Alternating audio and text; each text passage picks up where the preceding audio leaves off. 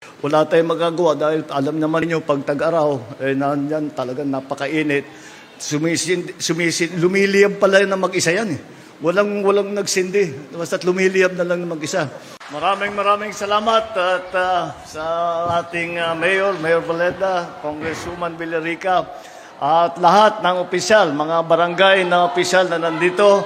Magandang tanghali po sa inyo lahat.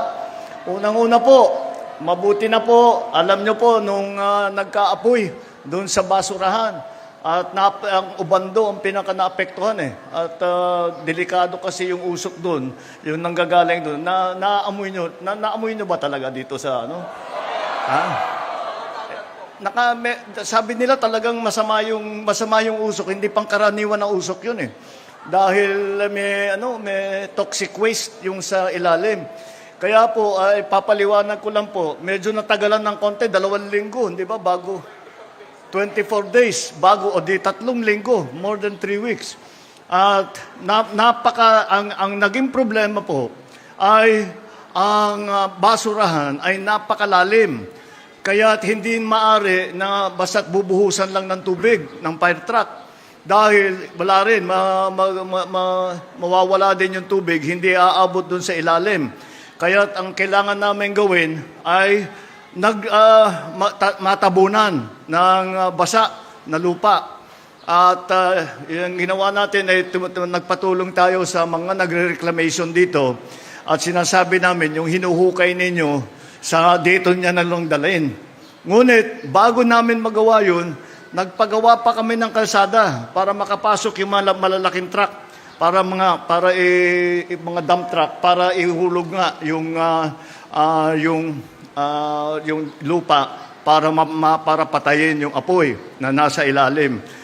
Nung unang nangyari ito, tinanong ko, gaano ba kalalim yung basurahan? Kanila hindi namin alam. Sabi, kailangan yung pag-aralan na mabuti. Saan ba nagsimula yan? Gaano kalalim ang paghukay? At lahat-lahat. 2 stories pala. Ganyan kataas yung basura. Kaya't yung apoy hanggang dito sa baba. Kaya't hindi kaya na basta't yung fire truck na basta't babasain lang na gano'n. Hindi kaya. Kaya't kailangan talagang patayin, tabunan ng lupa. Kaya't after mga 1.5 weeks, mga 10 days, nabuo na yung kalsada, kaya't inumpisahan na ito. Yung mga kaibigan natin sa mga kumpanya na nagre-reclaim, ay nagpatulong kami. Sabi namin yun na nga, yung mga hinuhukay ninyo, sa amin nyo nadalhin yan, at para may tambak namin dun sa may apoy. Kaya sa awa ng Diyos, after 1 week, pagkatapos nun, nagsimula yung pagtambak ng lupa, ay nawala na yung apoy. Sana naman wala naman masyadong napinsala, wala naman masyadong nagkasakit. Pero talagang delikado kasi yung usok na yan.